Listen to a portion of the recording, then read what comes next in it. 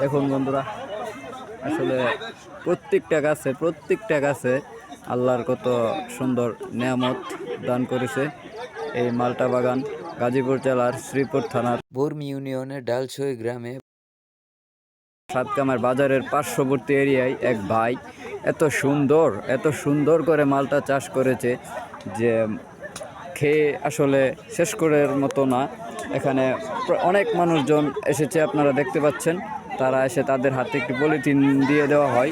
এই পলিথিনে করে তারা এই মালটা বাগান থেকে সংগ্রহ করে গেটের মধ্যে মেপে মূল্য পরিশোধ করে তারপর নিয়ে যাওয়ার একটা সুযোগ রয়েছে। আমি যদি আর একটু ভালো করে চারপাশটা আপনাদের ঘুরিয়ে দেখাই তাহলে মনে হয় ভালো হবে।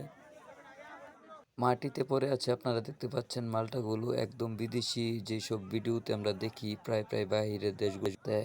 এই সুন্দর বাগানটির মালিক হচ্ছে উনি একটাই